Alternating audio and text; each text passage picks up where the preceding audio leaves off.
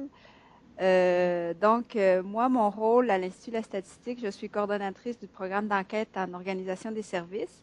C'est moi qui a travaillé avec mes collègues Ariane et Maxime à la réalisation de cette enquête-là.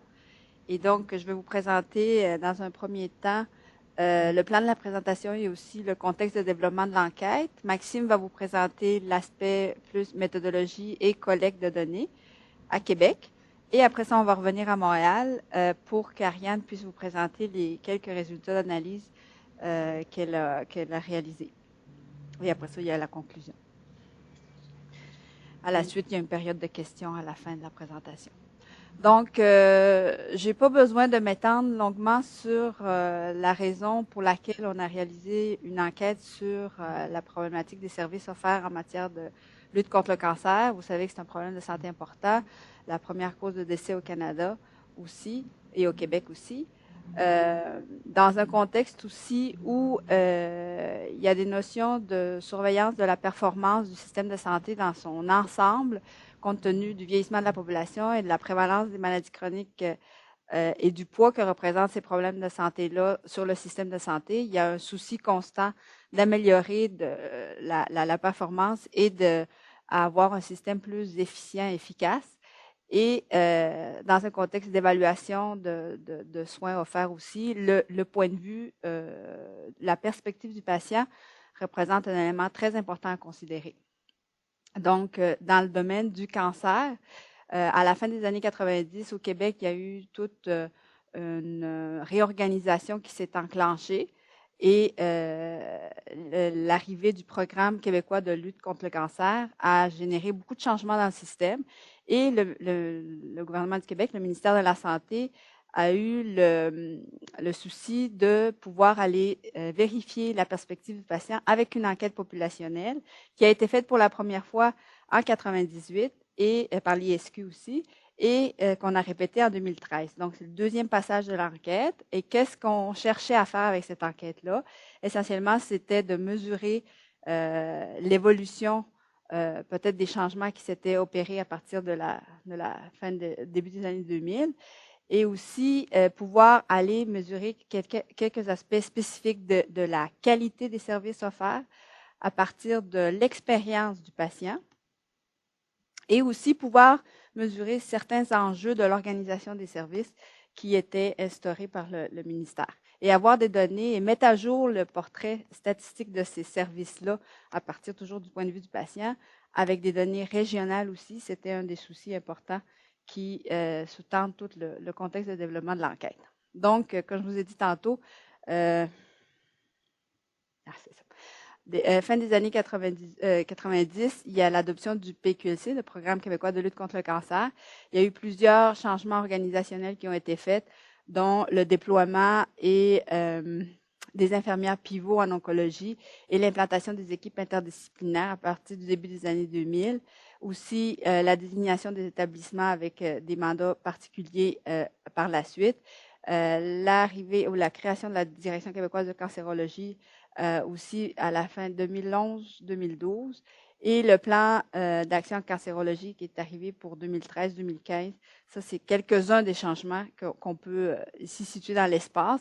Je les ai mis là afin de vous situer où s'inscrivait la première enquête qui a été ici faite en 2008 et qui concernait les services et les soins rendus aux patients en 2005-2006.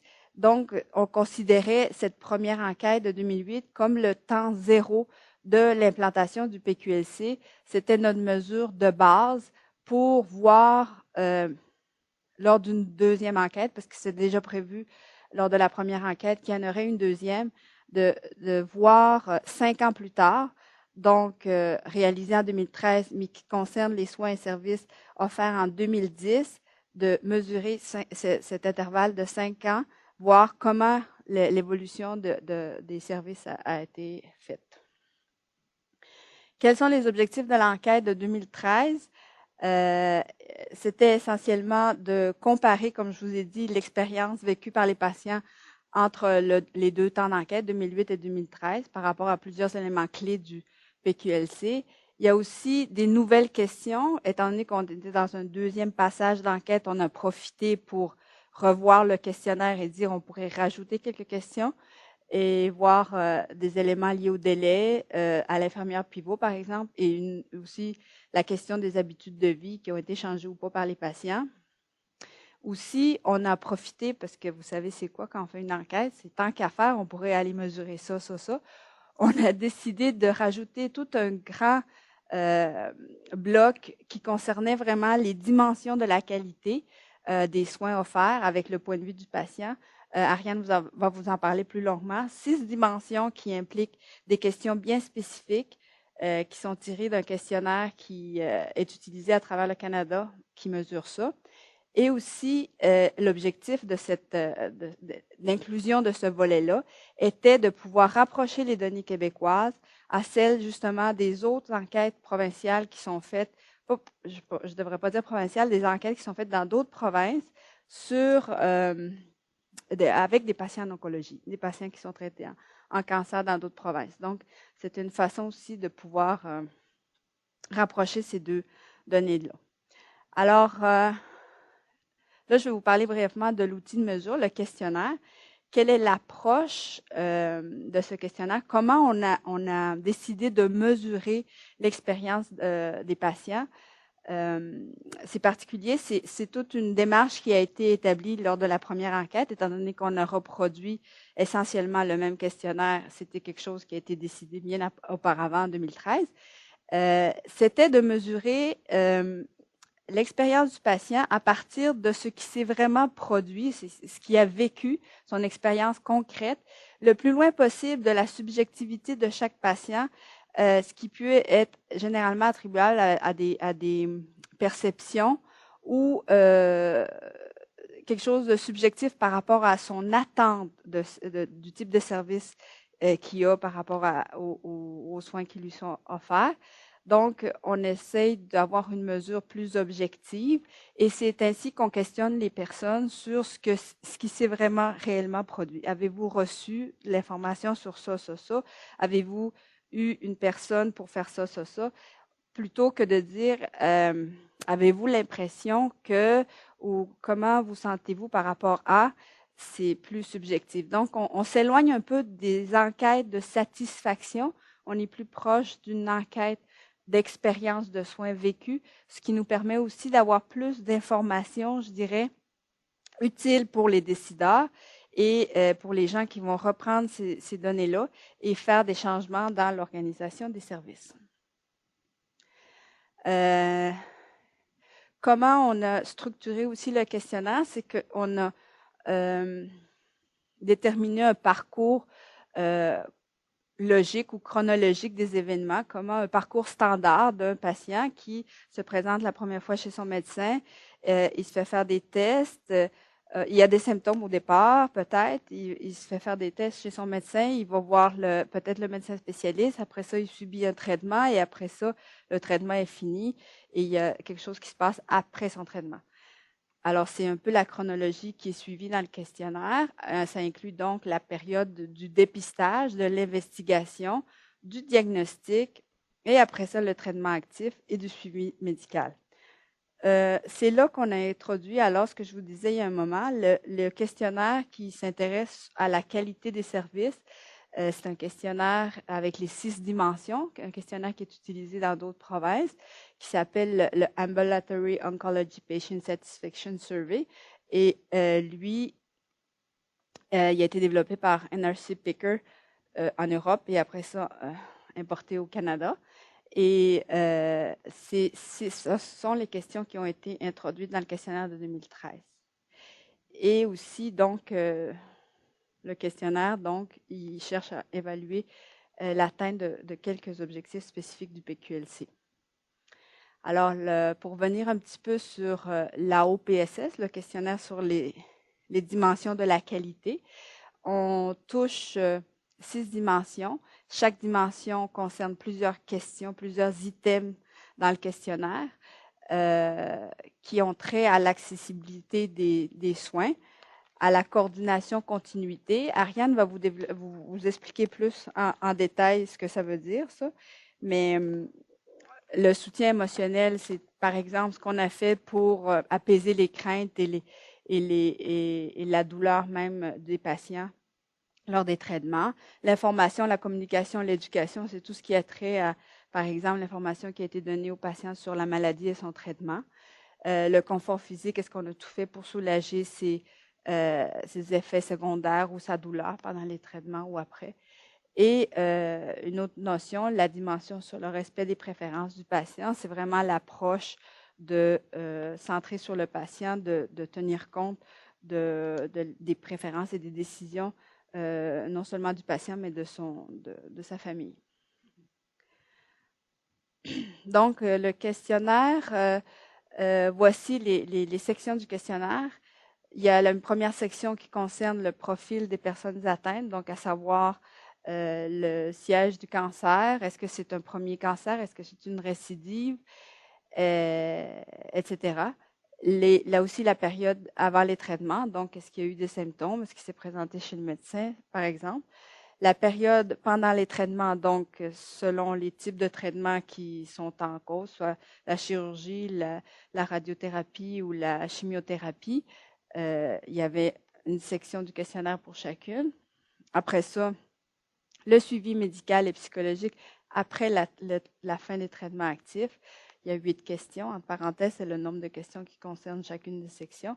Les habitudes de vie, c'est essentiellement voir si les patients ont fait des changements dans leurs habitudes de vie et aussi si en ont parlé à leur entourage. Je pense qu'il y a une question là-dessus. Et aussi, toute la question des caractéristiques sociodémographiques. Voilà. Alors, Maxime, je te passe la parole pour parler des aspects méthodologiques. Parfait. Je vais te faire signe quand tu vas devoir changer les pages. Oui, chef. Attends, je vais pincer mon oreille. Est-ce que vous m'entendez comme faut? Oui. Oui, ok. Ça se peut que vous entendiez de la musique. Là. Il y a un joueur de tuba dans la pièce d'à côté. C'est ça, je suis ici pour vous présenter la méthodologie de l'enquête. C'est un bref aperçu que je vais vous donner, mais il existe une documentation plus complète pour ceux que ça intéresse. Je vais vous parler de la population visée, de la base et du plan de sondage, de la collecte et le traitement des données. D'abord, la méthodologie de l'enquête 2013 a été calquée sur la méthodologie 2008 pour ne pas nuire aux comparaisons entre les deux enquêtes, soit un des objectifs principaux. On a minimisé les changements méthodologiques dans la mesure du possible au niveau du questionnaire, de la base de sondage, etc. Pour la population visée, l'enquête vise les personnes de 18 ans et plus résidant au Québec, ayant reçu au moins un des 3 traitements suivants au Québec pour soigner un cancer en 2010. C'est la chimiothérapie par voie intraveineuse, la radiothérapie, incluant la curithérapie et les chirurgies curatives. La population visée exclut les régions 17 et 18 et les personnes décédées. Il est important de faire la distinction entre la population visée de l'enquête et la population des personnes atteintes de cancer, car l'enquête vise seulement les personnes qui ont été traitées en 2010 et des personnes, ça exclut aussi les personnes décédées. Puis, j'ai estimé, en tout cas avec des données, j'ai estimé qu'environ 30% des personnes qui ont été hospitalisées en 2010 étaient décédées avant le début de l'enquête. Donc, on voit qu'il y a une grosse différence entre les deux populations. Puis, donc, on comprend qu'on ne doit pas estimer des prévalences de cancer avec l'enquête, puis ce n'était pas l'objectif derrière. Prochaine page. La base de sondage a été construite à partir de 2 fichiers administratifs. Le fichier MEDECO qui comprend les soins reçus au cours d'hospitalisation. On y retrouve dans le fichier des diagnostics validés par des archivistes médicaux. On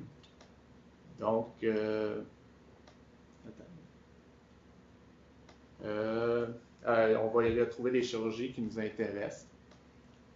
Puis dans le fichier des services rémunérés à l'acte, on va s'intéresser aux chimiothérapies et la radiothérapie, car on y retrouve les actes facturés par les médecins. Les médecins ne sont pas obligés de déclarer un diagnostic pour être rémunérés, et les diagnostics qui sont déclarés ne sont pas validés.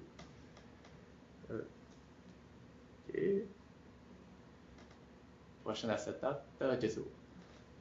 D'abord, pour construire la base de sondage, on va identifier les individus dans Medeco qui ont reçu une chirurgie curative en 2010 et avec un diagnostic de cancer. Toutes ces personnes-là vont être retenues. Pour ce qui est du FIPA, on va identifier les personnes qui ont reçu une chimiothérapie, une radiothérapie en 2010, mais il reste à valider si c'est pour le cancer. Puis comme on n'a pas de diagnostic dans le FIPA, on va essayer d'aller en trouver un dans Medeco pour ces personnes-là, voir s'ils ont été hospitalisés avec un diagnostic de cancer.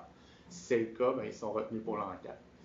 Pour le reste des individus, il y a un seuil qui avait été fixé à l'enquête précédente qui disait que si une personne avait eu 3 services à des dates distinctes, c'était probable que c'était pour le cancer. Donc, on a utilisé le même seuil qui avait été déterminé par des experts dans le domaine. Puis, en plus, s'il y a un diagnostic de cancer dans le FIPA, bien là, ça nous rassure. Puis, pour les autres, on les a conservés aussi, ceux qui n'avaient pas de diagnostic dans le FIPA ou dans Medeco. Par expérience avec l'enquête précédente, on a vu que ces gens-là étaient admissibles.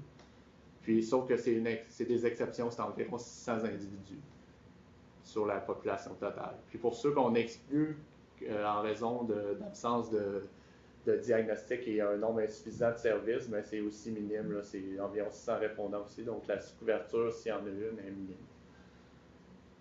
Prochaine acétate. On voit ici un tableau de la population visée en fonction du profil de traitement et de la présence ou non d'un séjour hospitalier, donc diagnostic principal de cancer. On voit qu'il y a 88% de la population qui ont été hospitalisés pour le cancer, donc ça nous rassure. Puis la population totale est de 39 540 individus.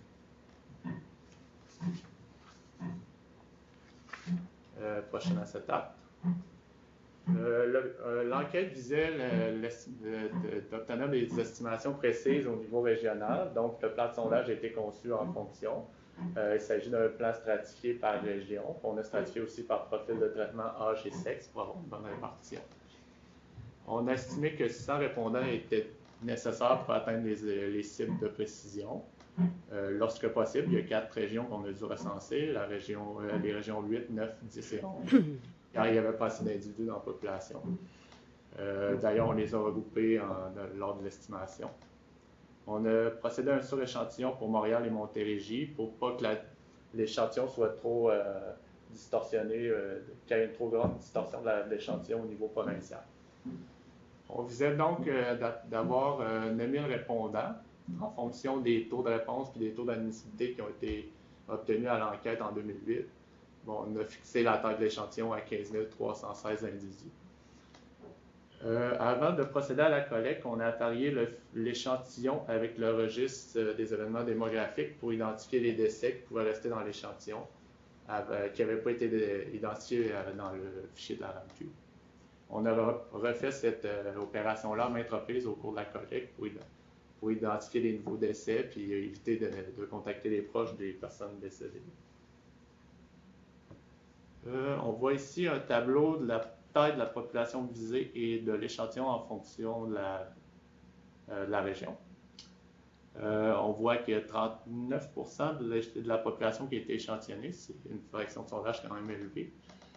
On voit les 4 régions recensées et les échantillons plus grands à Montréal et en Montérégie. Prochaine acétate. La collecte des données s'est déroulée de janvier à mai 2013. Cette fois-ci, il n'y a aucun pré-test qui a été réalisé, car le questionnaire a demeuré quand même sensiblement le même. On a procédé par collecte postale avec des relances téléphoniques. Lors des relances, on invitait les gens à répondre au téléphone s'ils préféraient. On acceptait aussi les réponses par des tiers. Lorsque la personne avait été présente au cours des traitements. Donc, elle devait être assez renseignée sur les traitements de la personne sélectionnée. Mais c'est arrivé peu souvent, 138 cas. La nouveauté cette année, au lieu de saisir les questionnaires reçus par la poste, on les a numérisés. C'est ça. Okay. On voit ici les résultats de la collecte, les taux de réponse et les taux d'admissibilité par région. On a obtenu 9175 répondants pour un taux de réponse de 68 et un taux d'admissibilité de 87 ce qui est comparable à ce qui avait été obtenu en 2008. Le taux de réponse par région varie de 62 à 74 À Montréal, évidemment, c'est plus faible, mais c'est 62 mais on s'attendait à 60 donc c'est mieux, on a obtenu mieux qu'on s'attendait. Il y a certaines régions qu'on n'a pas obtenu exactement 100 répondants, mais le minimum, c'est 574. On a obtenu en fait, c'est l'admissibilité qui était plus faible que prévu, donc on a eu moins de répondants que prévu.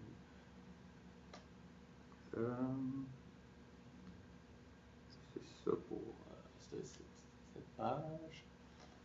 La validation, je vais en parler rapidement parce que c'était quand même une étape importante. Vu que c'est des questionnaires par la poste, ben, les gens ne sont pas assistés par un intervieweur, donc les passages entre les questions ne sont pas nécessairement respectés et il peut y avoir des réponses multiples. Donc, c'était une étape très importante du traitement des données. On a vérifié aussi la cohérence interne entre les questions, les réponses des répondants.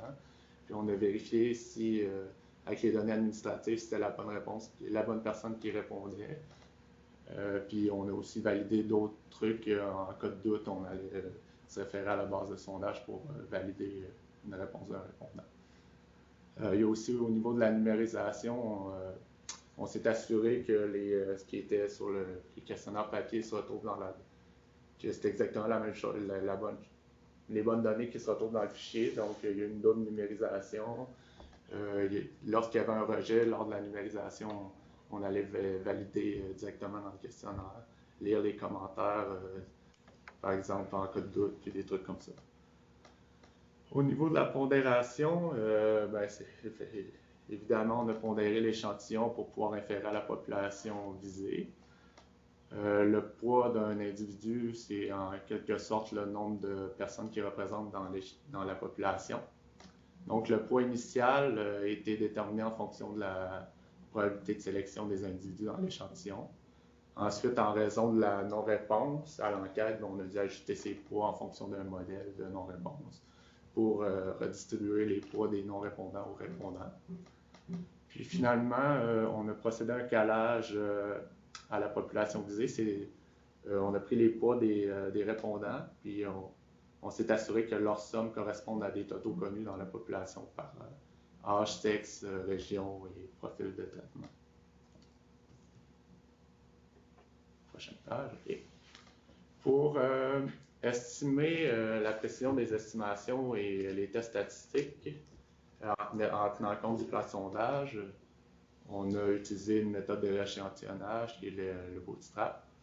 On a créé 200 poids bootstrap qui peuvent être utilisés dans les logiciels statistiques.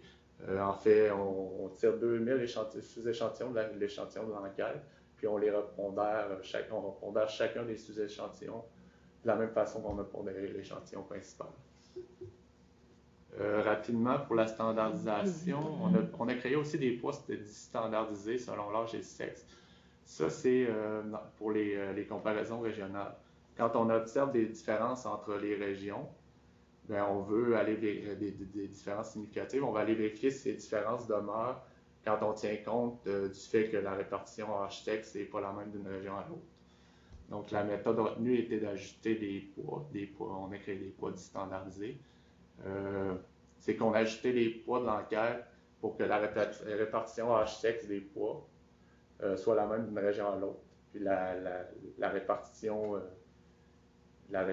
comme cible, comment je pourrais dire, dans le fond, chacune des régions, la répartition a été ramenée à la répartition de la province.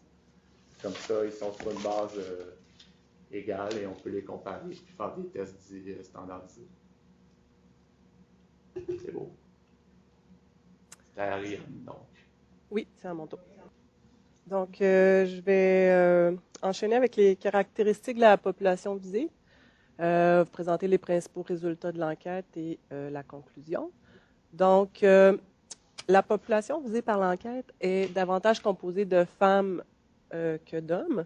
En fait, on a 55% de femmes contre 45% d'hommes. Elle est également plus âgée. En deçà de 60 ans, on observe qu'on a davantage de femmes que d'hommes, tandis qu'au-delà de 60 ans, c'est le contraire.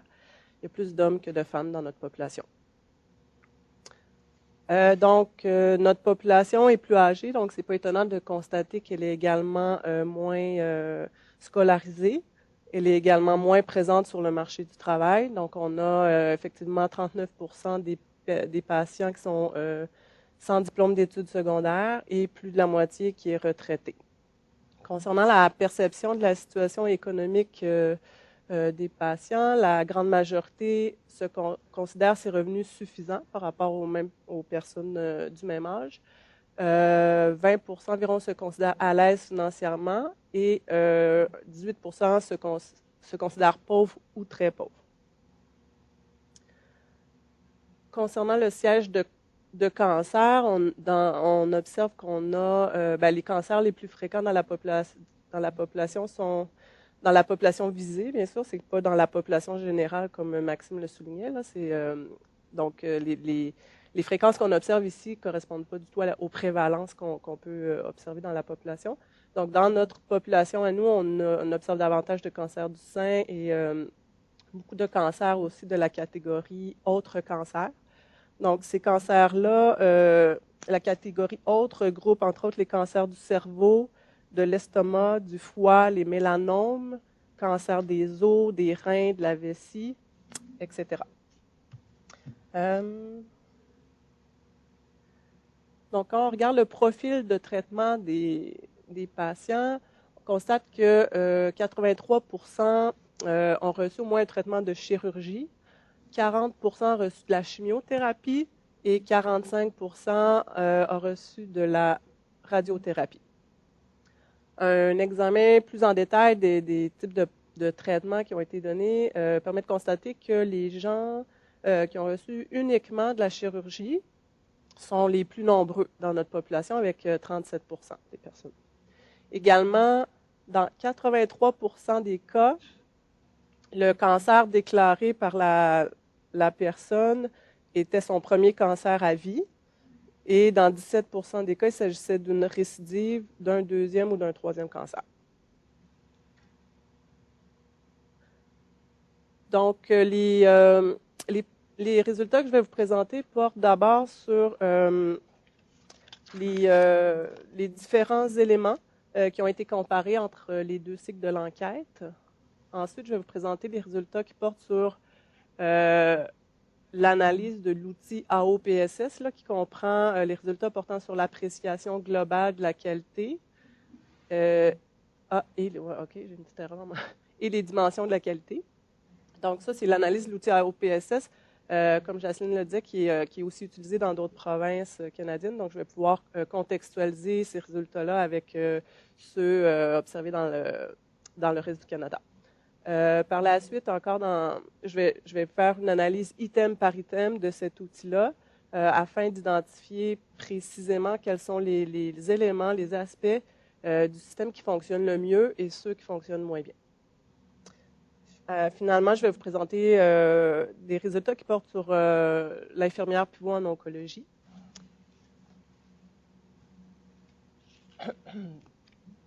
Donc, comme Jacqueline l'a mentionné, le deuxième cycle de l'enquête visait entre autres à mesurer en quoi l'expérience des personnes traitées pour un cancer en 2010 diffère de celle des personnes traitées en 2005-6. Donc, en d'autres mots, on voulait savoir dans quelle mesure la mise en œuvre de la réforme des services de lutte contre le cancer s'est traduite par une expérience améliorée pour le patient. Donc, 35 questions ont été mesurées exactement de la même façon en 2008 et en 2013. Donc, parmi ces questions-là, 19 ont montré un changement positif.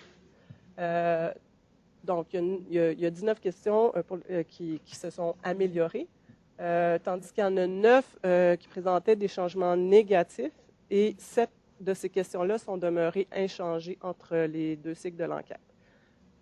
Donc, je ne vous présenterai pas les résultats à toutes ces questions-là aujourd'hui.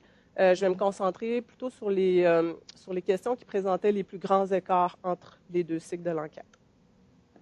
Donc, concernant les changements positifs, on constate qu'en 2013, par rapport à 2008, il y a davantage de patients qui ont reçu de l'information sur les ressources communautaires ou sur les groupes d'entraide.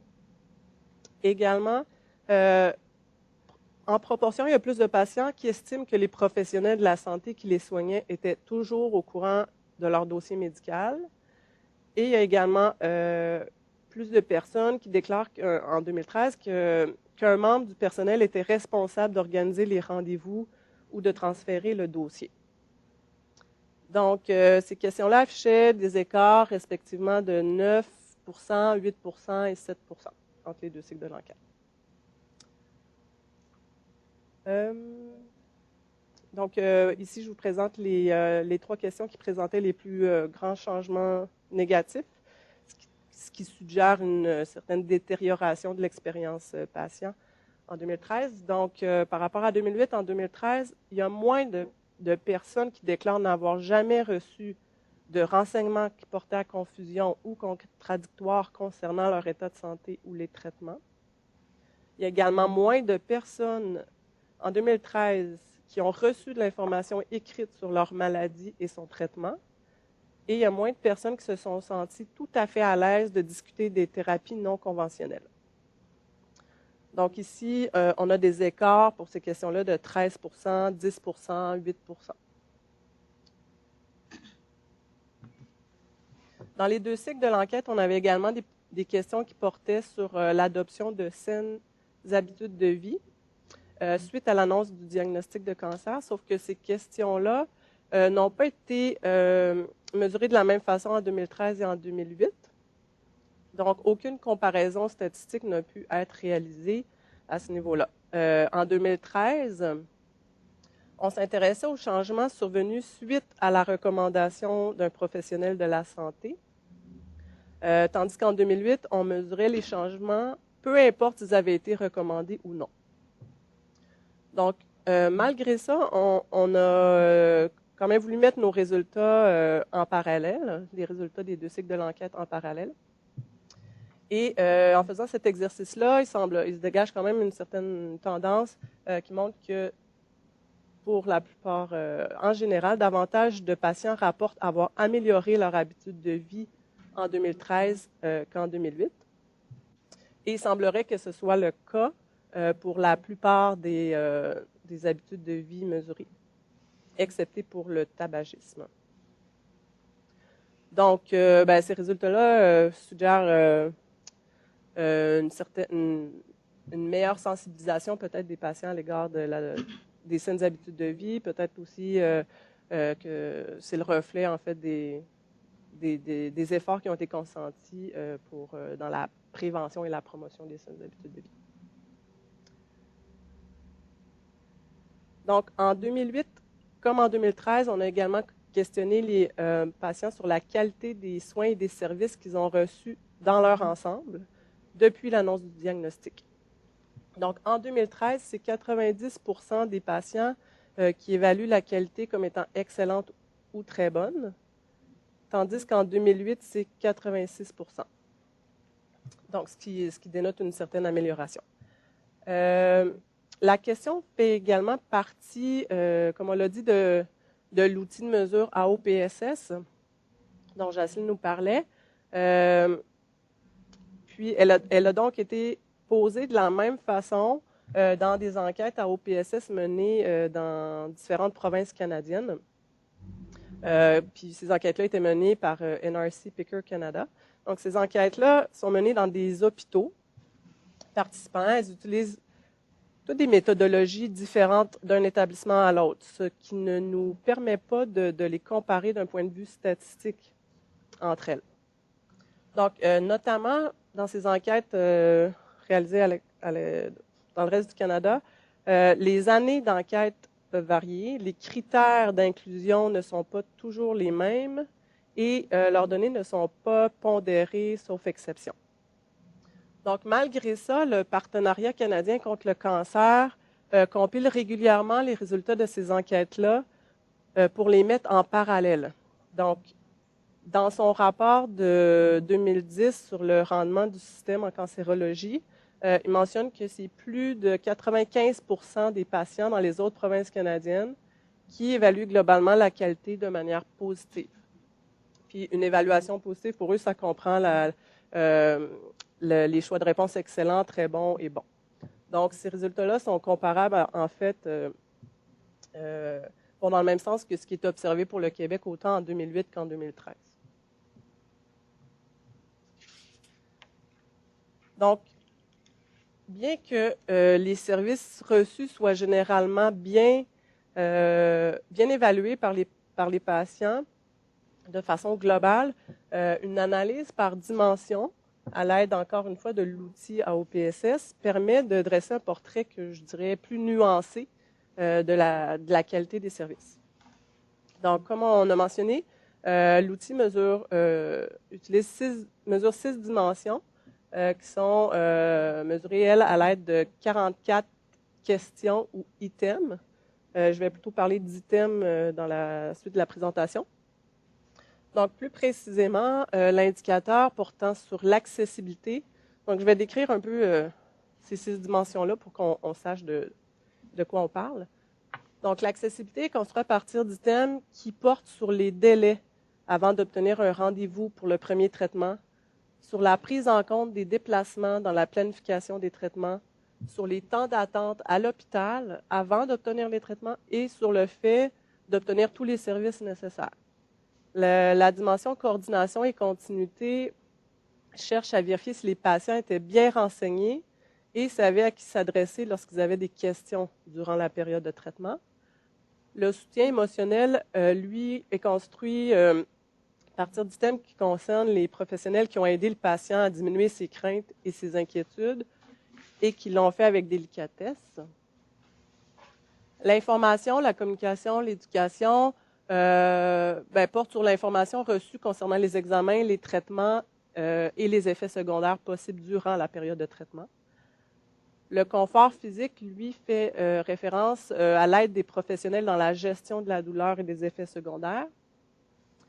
Finalement, la dernière dimension sur le respect des préférences du patient touche à l'impression des patients d'avoir été impliqués dans les décisions, de s'être sentis à l'aise pour discuter d'autres thérapies possibles et d'avoir été traités avec respect et dignité. Donc, je vais vous expliquer un peu comment les indicateurs portant sur ces dimensions-là ont été construits. Donc, c'est encore un petit peu des aspects méthodologiques dont je vais vous parler. Donc, l'approche pour construire ces indicateurs-là qui a été utilisée est la même que celle utilisée par NRC Picker Canada quand il produit ses rapports aux hôpitaux. Donc, c'est l'approche du Problem Positive Score. Cette approche-là consiste d'abord à ramener chaque modalité de réponse possible à une question en 2 modalités, soit l'expérience dite positive et l'expérience négative. Donc, la modalité positive correspond aux choix de réponse les plus positifs. Donc, dans nos exemples ici, ces choix-là sont le « oui, tout à fait », le « juste assez » et le « jamais », tandis que la modalité négative correspond à tous les autres choix de réponse possibles. Donc, c'est le « oui en partie », le « non », pas assez, trop, occasionnellement, la plupart du temps et toujours.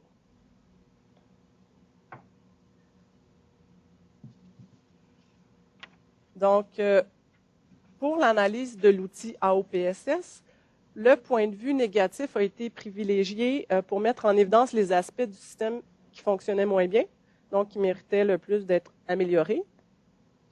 Et dans le cas des dimensions, on a donc calculé des scores négatifs plutôt que des scores positifs, mais il faut comprendre que l'un est le pendant de l'autre. Donc, concrètement, le score négatif correspond à un ratio. C'est tout simple, en fait. Donc, au numérateur, on a le nombre total pondéré de réponses négatives fournies par l'ensemble des répondants aux items qui vont composer une dimension. Et au dénominateur, on a le nombre total pondéré de réponses obtenues, qu'elles soient négatives ou positives. Donc, juste pour vous donner un exemple, ici, on veut calculer le score négatif de la dimension confort physique qui comprend 5 items. Et on a 3 patients. Donc, pour calculer le score négatif, au numérateur, on a donc 4 réponses négatives fournies par nos 3 patients pour l'ensemble des items. Et au dénominateur, on a 13 réponses totales qui excluent en fait la non-réponse et les situations qui ne s'appliquent pas à la situation du patient.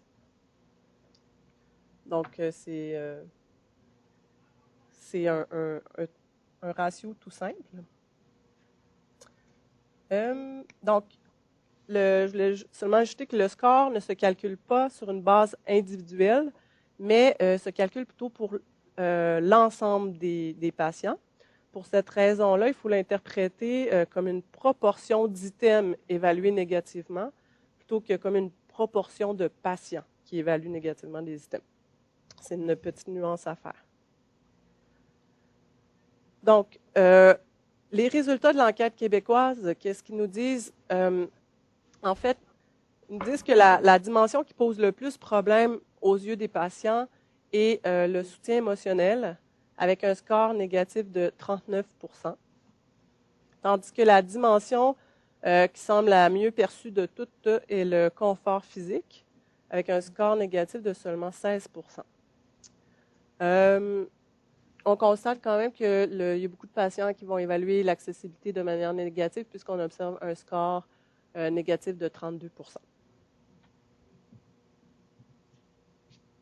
Donc, encore une fois, le Partenariat canadien contre le cancer a publié dans son rapport de 2012 sur le rendement du système de santé en cancérologie les résultats de plusieurs enquêtes AOPSS qui ont été réalisées dans 7 provinces canadiennes en 2006 et 2011. Donc, comme je mentionnais précédemment, ces enquêtes-là présentent de nombreuses différences méthodologiques, autant entre elles qu'avec l'enquête québécoise, ce qui nous empêche de faire ce qui les rend vraiment difficilement comparables sur le plan statistique. Malgré ça, puisqu'on utilise le même instrument de mesure que ces enquêtes-là, on a voulu mettre nos résultats en parallèle avec les leurs sans faire de tests statistiques. Donc, on s'est prêté un peu au même exercice que celui du Partenariat canadien.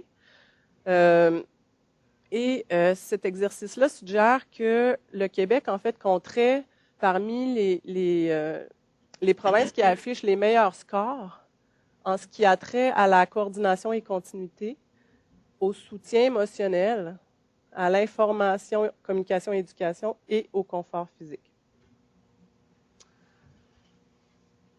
Au contraire, il se situerait parmi les provinces qui enregistraient les moins bons scores en ce qui a trait à l'accessibilité. Et il se situerait davantage dans la moyenne pour ce qui est du respect des préférences du patient. Je voulais juste revenir en arrière pour dire que pour le soutien émotionnel, c'est intéressant de constater qu'il s'agit également de la dimension la moins bien évaluée dans l'ensemble des provinces canadiennes. Mais tout de même, le Québec se sentirait quand même assez bien là, selon ces résultats-là. Donc, ce serait quand même parmi les provinces pour lesquelles les patients font quand même en tout cas, la situation serait moins pire finalement pour le Québec. C'est ce que je voulais dire.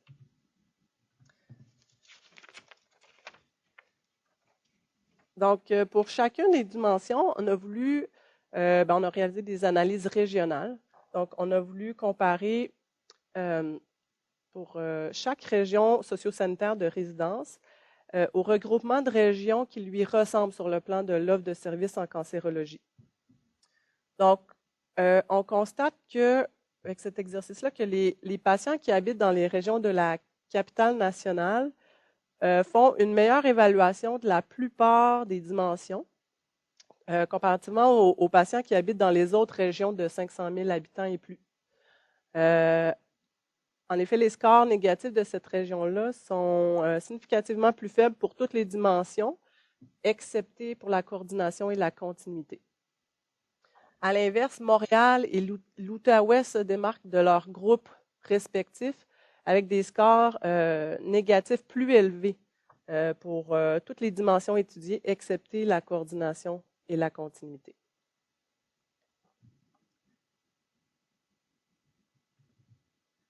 Donc, l'analyse par dimension permet de faire un portrait global de la qualité et de la contextualiser avec le reste du Canada. Mais un examen item par item de l'outil à OPSS permet quant à lui d'identifier les aspects précis du système qui fonctionnent bien puis ceux qui fonctionnent moins bien. Donc, toutes dimensions confondues, les 3 items qui sont les mieux évalués, c'est-à-dire pour lesquels la proportion de patients qui en font une évaluation négative est la plus faible. Donc, ces 3 meilleurs items-là portent sur l'impression de pouvoir faire confiance aux professionnels de la santé en ce qui concerne la protection des renseignements confidentiels. Ils portent également sur les professionnels qui étaient suffisamment renseignés sur les thérapies pour traiter un cancer. Également, sur le fait que les patients considéraient qu'ils étaient traités avec respect et dignité par les professionnels de la santé. Donc, suivre de près les 2 autres items qui portent sur les professionnels de la santé qui ont permis à la famille et aux amis de prendre part à la planification des soins et des traitements, et au fait que les professionnels ont tout fait ce qu'ils pouvaient pour contrôler la douleur et les malaises. Donc ça, ce sont les 5 items les mieux évalués. Donc les 3 items les moins bien perçus par les patients concernent le fait de s'être fait expliquer les raisons de l'attente avant d'obtenir un rendez-vous pour le premier traitement, avec 68% des personnes qui font une évaluation négative. Également, le fait d'avoir attendu plus longtemps que prévu pour recevoir les traitements de chimiothérapie et de radiothérapie. Donc, on remarque que ces 3 items-là touchent à la question des temps d'attente. Par ailleurs, il est intéressant de constater que les 2 autres items les moins bien évalués concernent le soutien émotionnel. Notamment, il porte sur l'aide désirée pour déterminer comment payer tout coût additionnel lié aux soins et sur le fait d'avoir reçu suffisamment d'informations sur les changements possibles en ce qui a trait aux émotions. Donc, oui. J'ai lu le rapport de voir qu'on avait classifié une question qui touche plus au coût additionnel, donc au coût du cancer pour une personne dans le soutien émotionnel. Est-ce qu'il y a une raison pour laquelle on fait ça? En fait, l'outil est construit de cette façon-là. C'est ça, c'est un outil qui est normalisé, validé, puis il semblerait que cet item-là, peut-être, je sais pas, en fait, je sais pas. D'accord. Oui, effectivement, il est fait comme ça. Oui. La raison, par exemple, je la connais pas. Oui, parce que c'est quand même assez, en tout cas, de ma perspective de contact avec les personnes atteintes de cancer, oui, je comprends que ça peut apporter de la détresse de ne pas pouvoir payer ce qu'on doit payer, mais il reste que c'est un besoin qu'on qualifie plus de besoin pratique que du côté du soutien émotionnel, mais je comprends que... Oui, c'est ça. Ça rentre peut-être plus dans une dimension soutien pratique émotionnel, mais c'est sûr que les coûts additionnels sont associés quand même à une augmentation des craintes et des inquiétudes que les professionnels sont en mesure peut-être de soulager là, quand ils apportent cette aide-là. Mais je suis d'accord. Puis cet outil-là, la OPSS, il est en fait il y a beaucoup d'experts et d'utilisateurs de l'outil qui travaillent pour l'améliorer. Puis d'ailleurs, cette dimension-là est susceptible de changer dans l'avenir. Donc, peut-être qu'ils vont déplacer des items, en ajouter du moins.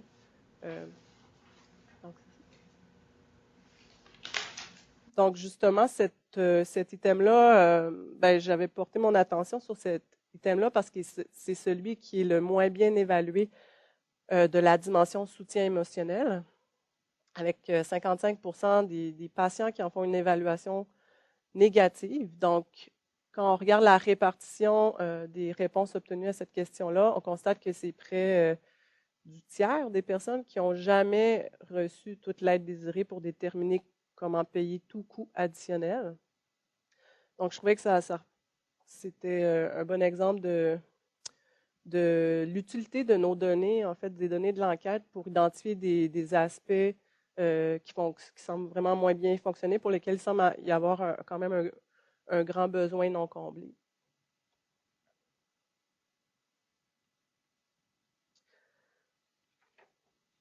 Donc, je passe maintenant aux résultats qui portent sur l'infirmière pivot en oncologie.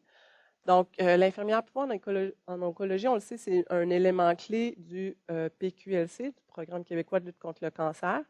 Elle représente la personne ressource qui, dès l'annonce du diagnostic, va accompagner le patient tout au long de sa trajectoire de soins.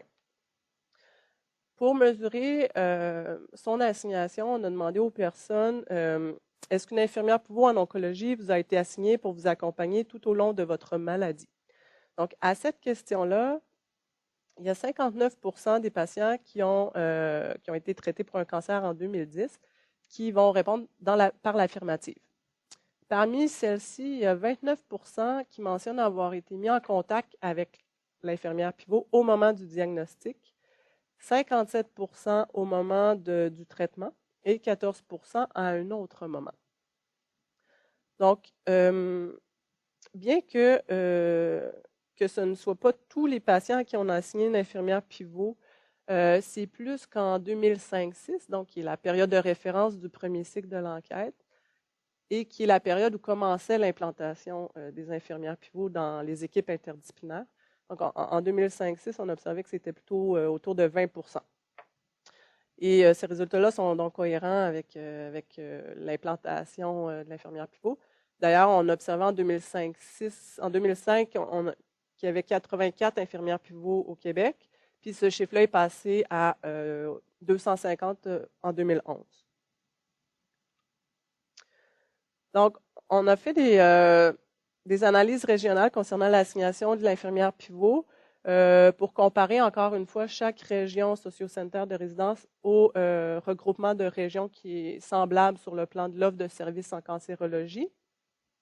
Donc, les résultats révèlent que la proportion de patients à qui une infirmière pivot a été assignée varie entre 54% et 69% selon la région socio-sanitaire. Le 54% est observé à Montréal, tandis que le 69% en Abitibi-Témiscamingue. Donc, il y a certaines régions qui affichent une proportion plus élevée de patients qui se sont fait assigner une infirmière pivot comparativement aux autres régions de leur regroupement. C'est le cas de la Capitale-Nationale, du Saguenay-Lac-Saint-Jean, de la Mauricie, centre du Québec et de l'Abitibi-Témiscamingue. Au contraire, certaines régions affichent des proportions moins élevées de patients s'étant fait assigner une infirmière pivot que ceux qui vivent dans les autres régions auxquelles ils sont comparés. Donc, cette situation-là s'observe dans les régions de Montréal, Laval et Côte-Nord, nord du Québec.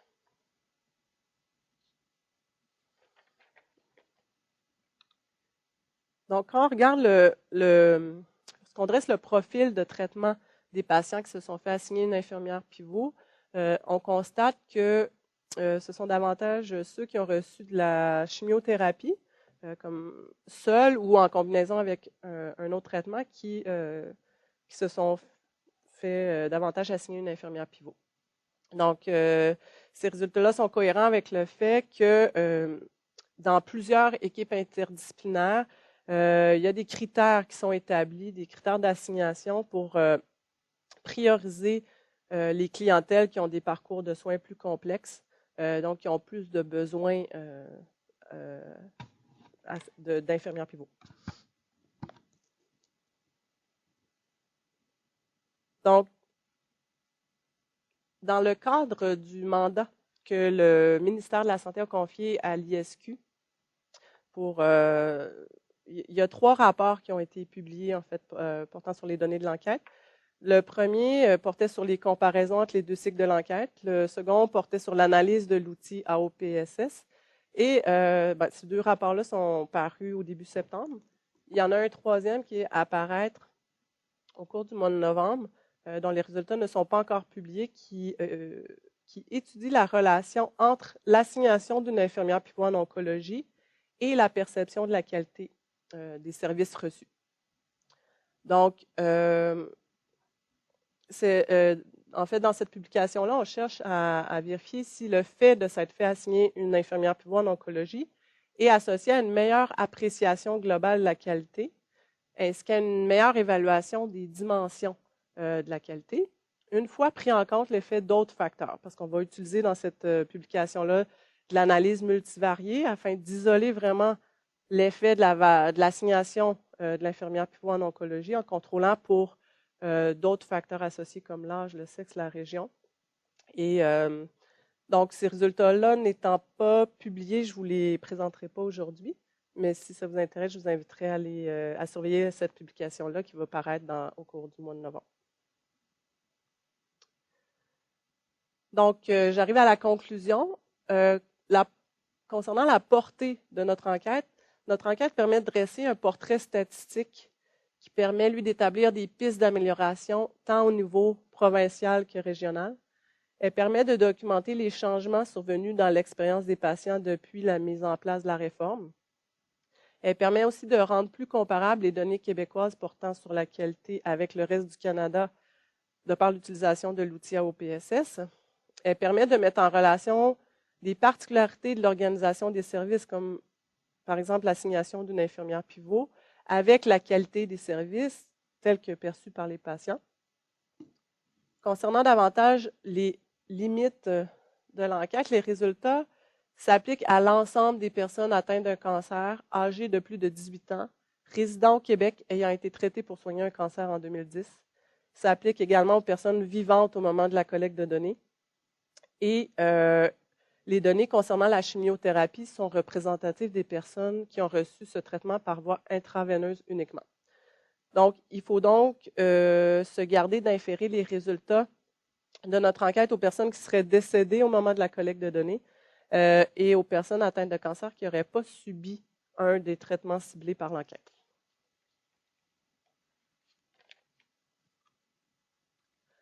Donc, les données de l'enquête pourraient être utilisées pour l'élaboration d'indicateurs de performance qui seraient suivis dans le temps pour évaluer si les mesures mises en place par le PQLC contribuent à rehausser la qualité des services et par conséquent la qualité de vie des patients.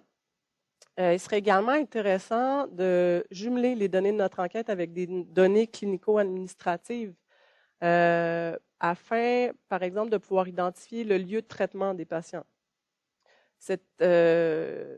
En fait, il serait donc possible, en faisant un jumelage comme ça, d'étudier l'impact de particularités organisationnelles propres à certains types d'établissements sur la qualité des services. Donc, cet exercice-là de jumelage serait réalisable étant donné qu'il y a 92% de nos patients qui ont accepté qu'on relie leurs questions à des données administratives. Également, il serait intéressant de documenter l'expérience des professionnels de la santé, notamment des membres de l'équipe interdisciplinaire, je pense à l'infirmière pivot, pour documenter des aspects notamment comme la continuité. Il y a des études, des chercheurs qui suggèrent que pour mesurer ce concept-là de continuité dans son ensemble, il faut non seulement documenter l'expérience patient, mais également l'expérience des soignants. Donc, pour mieux cerner toutes les facettes de la qualité, une enquête auprès des professionnels serait intéressante. Également, dans un deuxième cycle de l'enquête, ce serait intéressant de documenter le suivi apporté aux patients qui ont survécu au cancer, ainsi que celui de leur famille. Donc, parce qu'on sait que le nombre de survivants au cancer est en constante augmentation, donc ce serait intéressant de documenter ça également. Donc comme je vous le disais, donc les publications qui ont été réalisées jusqu'à maintenant, c'est 3 rapports. Les 2 rapports qui sont déjà publiés au début septembre, le 3e qui est à apparaître au mois de novembre. Oui, il y a également le volume méthodologique là, qui décrit toute la méthodologie de l'enquête qui est paru au début septembre. Et il y a une série de bulletins dans notre collection Zoom Santé qui vont être publiés au courant de l'année 2015, probablement. Le premier, dans notre banque AID qu'on prévoit publier, portrait sur la relation entre l'utilisation du passeport en oncologie et la perception de la qualité des services.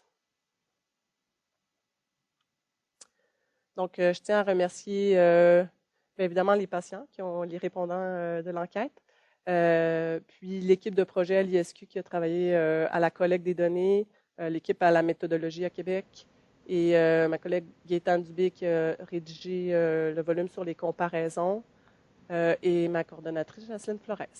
Donc, merci.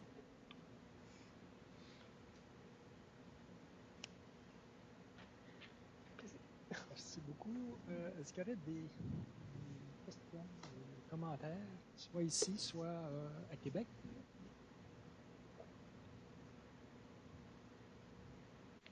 C'était clair?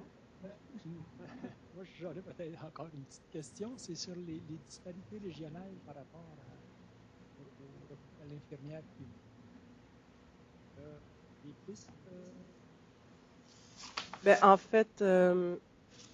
fait, ça peut être attribuable à toutes sortes de choses. Ça peut être une question de disponibilité des ressources, mais ça peut être aussi tout simplement une question de besoins des patients qui sont différents, de critères d'assignation qui sont différents d'un établissement à l'autre. Donc, c'est ça. C'est possible qu'en région, il y ait plus de ressources disponibles qu'à Montréal, par exemple. Donc, ça peut influencer ces chiffres-là, mais ce n'est pas nécessairement basé uniquement là-dessus. Là. Ça peut être d'autres critères. Donc, ce qu'on ne sait pas, peut-être au moment de l'enquête, les besoins des patients pour avoir une infirmière pivot n'étaient pas les mêmes d'une région à l'autre. Donc, ça peut expliquer les différences qu'on observe en partie.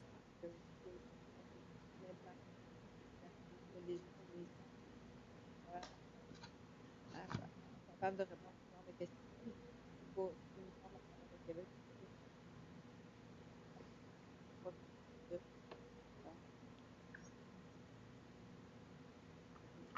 Éléments.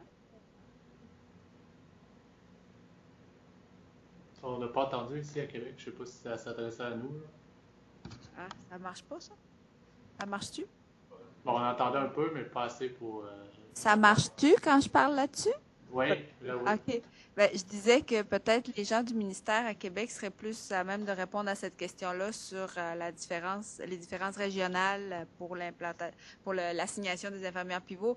Il y a beaucoup d'éléments d'organisation qu'on disait, là, même de déploiement des infirmières pivots qui sont différentes. Puis on est en d'assignation, puis c'est très variable d'une région à l'autre. Là. Mais ça, je disais, peut-être Élise a d'autres choses à dire par rapport à ça. Merci, Jocelyne. Personnellement, je trouve que Ariane a quand même bien répondu à la question. Tantôt, tu parlais de différences organisationnelles. C'est sûr qu'il peut y avoir certains critères entre les établissements pour l'assignation des IPO. Ce serait peut-être juste ça que j'aurais à rajouter.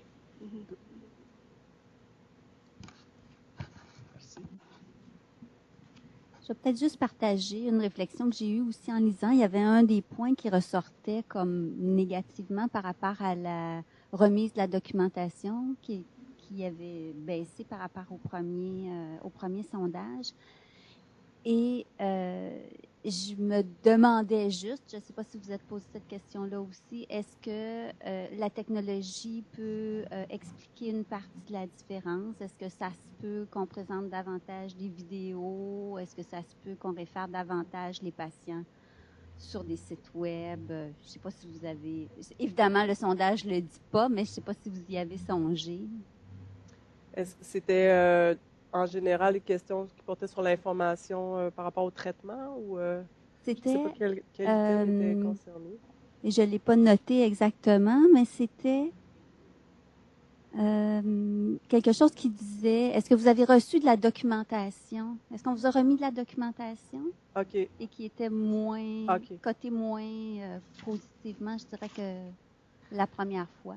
Ben c'est possible qu'il y ait une différence dans les habitudes, dans les pratiques, là, parce qu'effectivement, parce que les deux échantillons sont très comparables. Normalement, on s'attendrait, on contrôle pour tous les différents paramètres. Donc, je pense que ça peut être une hypothèse, là, ça peut, mais ouais. Mais il y a quelque chose, c'est qu'on pose des questions.